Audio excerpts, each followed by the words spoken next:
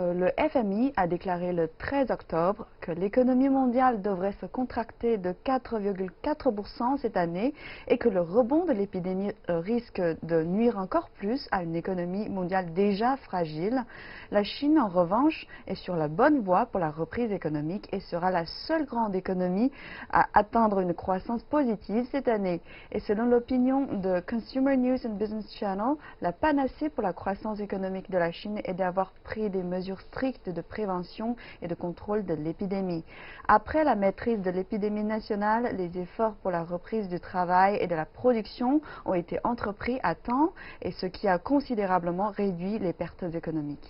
Et donc, le monde en général est-il encore loin d'une reprise économique?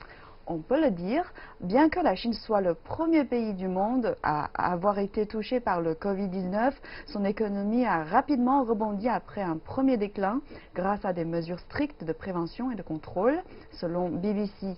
Les données fournies par le FMI indiquent que l'économie chinoise a connu une reprise plus rapide que prévu, avec une croissance particulièrement forte des exportations, alors que les autres grandes économies du monde sont encore en grave récession suite à l'épidémie. Et la reprise économique chinoise est-elle impressionnante ou bien importante selon les médias étrangers? C'est important. Et après le déconfinement début avril, les activités de production et d'affaires de la Chine se sont redressées beaucoup plus rapidement que prévu, et ce qui a permis de constater le dynamisme de la reprise économique. À l'étranger, les entreprises chinoises sont en train de dénicher de nouveaux marchés et gagner des parts de marché sur le marché mondial. Et au pays, en plus de l'impact positif de l'appréciation du renminbi, le soutien gouvernemental à l'investissement a encore stimulé la demande sur le marché intérieur. La construction d'infrastructures et la reprise de l'industrie de la construction ont également stimulé l'économie. Et face à l'instabilité accrue de l'environnement international, la Chine s'est fixée pour objectif d'accroître la demande intérieure, d'améliorer la capacité d'innovation indépendante des entreprises et de réaliser une modernisation industrielle et un développement de haute qualité.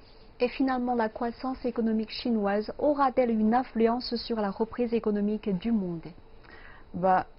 Oui, selon un article de Wall Street, il souligne que l'impact négatif de Covid-19 sur l'économie mondiale est plus faible que prévu, en grande partie grâce à l'intervention active des gouvernements du monde entier et à la reprise rapide de l'économie chinoise. Jita Kopinas, économiste en chef du FMI, a déclaré que sans la Chine, la croissance cumulée de l'économie mondiale en 2020 et 2021 serait négative.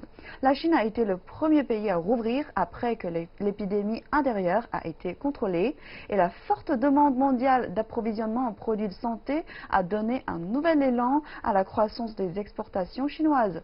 L'expérience de la Chine dans la reprise économique réussie a prouvé au monde que la prévention et le contrôle de l'épidémie constituent une condition préalable à la reprise économique.